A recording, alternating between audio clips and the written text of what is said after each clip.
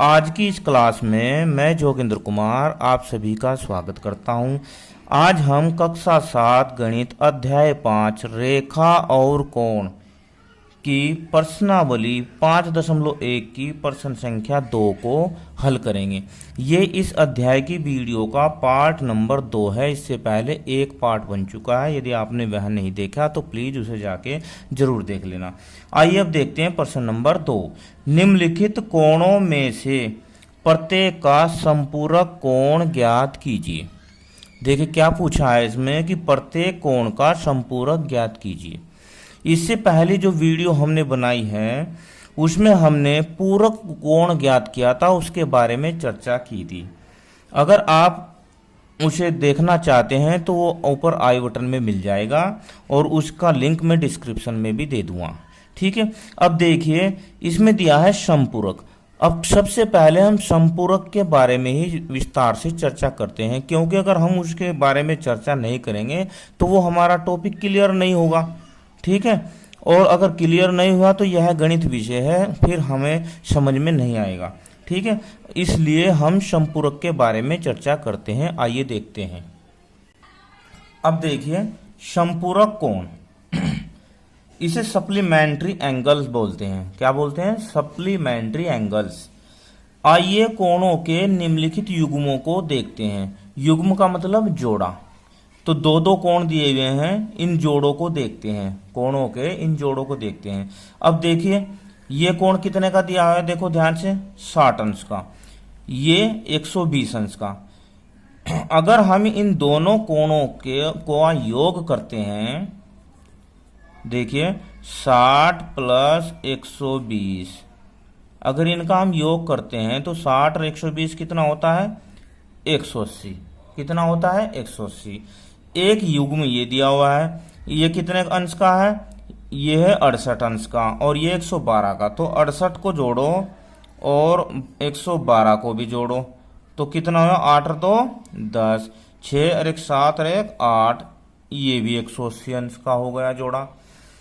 अब इसे देखो, ये 100 है और ये 80 है, तो 100 प्लस 80 कितना हो गया? 180 अंश। तो ये जो जोड़े दिए गए हैं इनके कोणों को अगर हम जोड़ रहे हैं तो 180 अंश हो रहा है। 135 और 45 ये भी 180 अंश हो रहा है। तो इससे क्या स्पष्ट हो रहा है कि दो कोण हैं और उनका योग है 180। ठीक है, अब देखिए क्या आप देखते हैं कि उपयुक्त प्रत्येक युग्म में आकृति 5.6 कोणों के मापों का योग 180 पाया जाता है। क्या है? जब हम इनका योग कर रहे हैं तो 180 है। तो कोणों के ऐसे युग्म संपूरक कोण कहलाते हैं। क्या परिभाषा हो गई संपूरक कोण की? दो कोणों का ऐसा युग्म, ऐसा जोड़ा, जब उन्हें आपस में जोड़ते हैं तो उनका योग 180 अंश होता है। तो वे कोण, वो कोणों का युग्म संपूरक कोण कहलाते हैं। जब दो कोण संपूरक होते हैं तो उनमें से प्रत्येक कोण दूसरे कोण का संपूरक कहलाता है। इसका मतलब यह हुआ कि यदि दो कोणों के योग 180 अंश होता है तो एक कोण दूसरे कोण का संपूरक कहलाता है। अब आइए एक प्रयास कीजिए, एक एक्टिविटी करते हैं। अब देखिए आकृति 5.7 में संपूरक कोणों के युग्म ज्ञात कीजिए।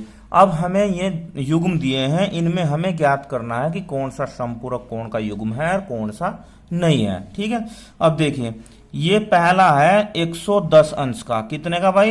110 अंश। दूसरा कोण दिया है इसमें 50 अंश। तो अब हम इन्हें जोड़ के देखते हैं कितना हुआ? 110 और 50 160 अंश हो जाएगा।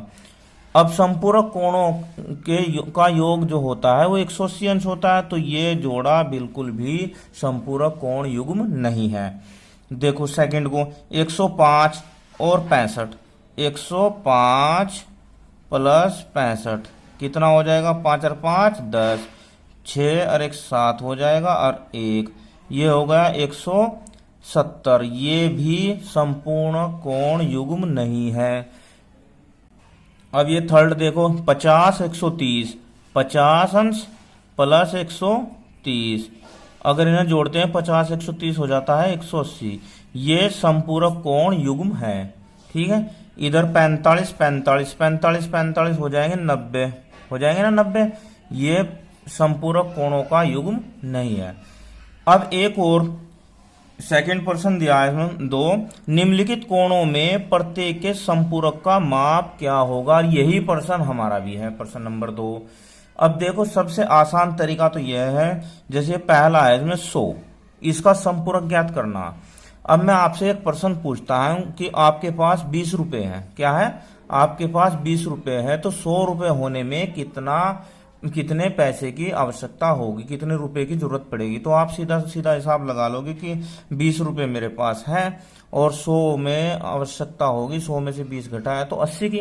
ठीक है, ठीक उसी प्रकार हमें दूसरा संपूरक ज्ञात करने के लिए जो भी संपूर्ण एक कोण दिया है उसे हमें 180 से माइनस करना है। अब ये देखिए, ये 100 है, तो दूसरा संपूरक क्या होगा, 180 में से 100 घटाओ 80 होगा। कितना होगा भाई, 80। ये 90 है, 180 में से घटाओ तो 90 होगा। ये 55 है, 180 में से घटाओ तो कितना होगा, 125 होगा। ये 125 है, 180 में से घटाओ, ये कितना होगा, 55 होगा। ठीक है, अब संपूरक कोण को समझने के बाद अब आइए प्रश्नावली का प्रश्न नंबर 2 हल करते हैं। अब ये 3 है, फर्स्ट सेकंड थर्ड पार्ट। देखिए वैसे तो अगर शॉर्टकट मेथड देखते हैं बिना लिखे ही, तो इसका आंसर तो हो जाएगा 105 है, इसका तो हो जाएगा 75, क्योंकि 75 की कमी है 100 अंश पूरा होने में। ये 87 है, ठीक है, इसका हो जाएगा कितना बताओ, इसका 87 का हो जाएगा जो 93, कितना हो जाएगा 93। और ये 154 है, 180 होने में कितने की जरूरत है, 26 की। कितने की, 26 की। पर इसे करने का तरीका क्या है वो देखिए। अब इसमें क्या है, पहले का हल कर लेते हैं, फर्स्ट का। अब इसमें मानेंगे हम, माना, क्या मानेंगे, माना कोण 105 अंश का संपूरक x है। क्या है, x है, x मान लेते हैं। तब x प्लस 105 दोनों का जोड़ कितना होना चाहिए, कितना होना चाहिए, 180 अंश होना चाहिए दोनों का जोड़। ठीक है, अब ये हमारे पास समीकरण प्राप्त होगी। इस समीकरण हमने इससे पिछले अध्याय में हल की है। तो इसके बाद x 105 किधर जाएगा, इधर जाएगा, तो 180 अंश माइनस 105। अब घटाओ भाई, 180 में से 105 गए तो कितना, 10, 10 में से 5 गए 5, यहां बचा कितना 7, 7 और 1 में से 1 गया 0, तो 75 होगा। ये इसका आंसर हो जाएगा। ठीक है, अब सेकंड को यहां भी ऐसे करेंगे, माना कोण 87 अंश का संपूरक x है। क्या है, x है। तब x प्लस 87 अंश बराबर कितना होगा, दोनों का जोड़ 180 अंश होगा। अब इसके बाद x बराबर 180 अंश माइनस 87, घटाया 10, यहां पर 10 हो जाएगा, 10 में 7 गए 3, और यहाँ कितना होगा भाई 7, 7 में से 8 नहीं जाते तो यहाँ ये होगा 17, 17 में 8 गए 9, ये होगा 93। ये इसका आंसर हो जाएगा। अगर कहीं वैसे आता है बिना हल यही करना हो तो 180 में से घटा दिया करते हैं। ठीक है, अब ये इसका भी देखो, थर्ड का, ये तो सेकंड होगा, ये थर्ड होगा।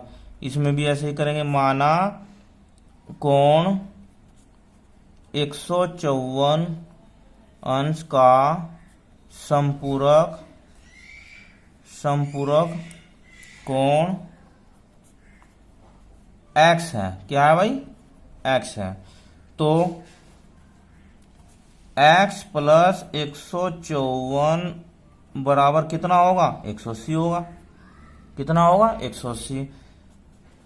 एक्स बराबर कितना हो जाएगा? 180 माइनस 154, घटाया तो 10 10 में 4 गया 6, यहाँ 17 17, यहाँ पर 7 हो गया, 7 में से 5 गया 2, 1 में से गया 0, तो ये हो जाएगा एक्स बराबर 26।